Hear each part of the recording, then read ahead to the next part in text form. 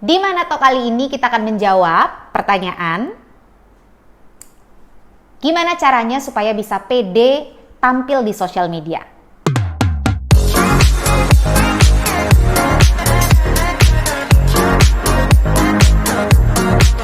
Mari dijawab dari sisi aku yang kalau orang-orang mungkin merasa aku pede gitu ya untuk tampil di sosial media. Pede, percaya diri. Nggak pede artinya ya nggak percaya sama diri sendiri. Berarti kan kenapa ada dua orang yang berbeda nih ya. Kenapa ada yang bisa pede, kenapa ada yang nggak pede sama dirinya sendiri gitu. Kecenderungannya orang yang nggak percaya diri di sosial media itu adalah orang-orang yang biasanya lebih mementingkan bungkusnya daripada isinya. Bungkus ya, maksudnya bungkusan tuh tampilan luar gitu. Mesti cantik dulu, mesti cakep dulu, mesti punya status sosial atau status ekonomi yang bagus dulu, punya pekerjaan yang oke, gaulnya sama siapa, perginya udah kemana aja gitu ya. Jadi fokus ke apa yang bisa ditampilkan. Ibaratnya nih, kalau kita mau mengunjungi seseorang, kita bawa keranjang buah gitu ya, hampers buah misalnya. Jadi kayak lebih megah-megahan hampers gitu loh. Mana hampers yang paling bagus, yang paling megah, yang paling unik gitu ya, yang paling mewah, nah itu menjadi standar gitu. Itulah yang biasanya membuat orang kenapa jadi nggak pede untuk tampil di sosial media. Karena dia ada punya standarnya gitu. Standarnya tuh harus bagus dulu, harus megah dulu, harus oke dulu, baru itu artinya layak untuk tampil gitu.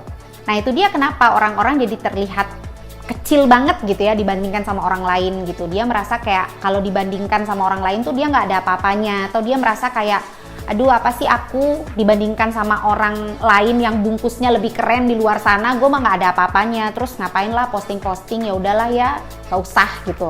Gini, aku share sesuatu ya yang membuka pandangan aku kemarin kenapa aku akhirnya tuh berani tampil lebih percaya diri di sosial media. Ada sebuah tulisan yang aku inget banget gitu. Setiap orang pasti pengen punya rumah yang megah, yang mewah, yang bagus gitu. Tidak puas dengan rumah yang dia punya sekarang lah gitu ya. Padahal rumah megah, rumah bagus, besar itu kan bungkus ya. Isinya justru adalah keluarga yang hidup di dalamnya apakah bahagia atau tidak. Kalau orang lagi bikin pesta pernikahan misalnya, harus bikin yang spekta gitu kan, harus bikin yang bagus gitu.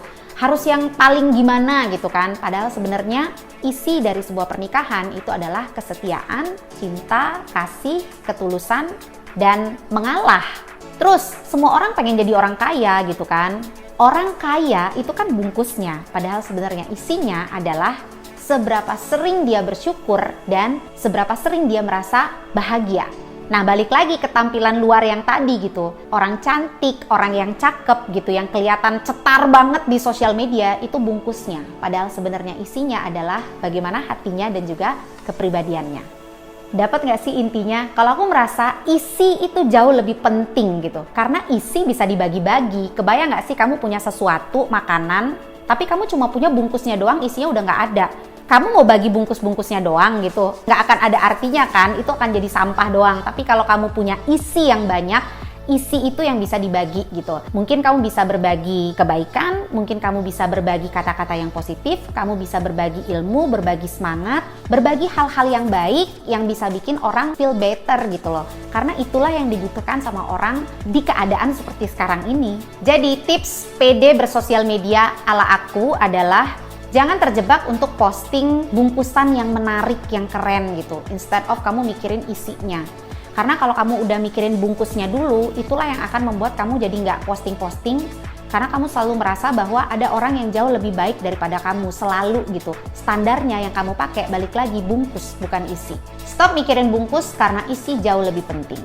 Semoga makin pede posting!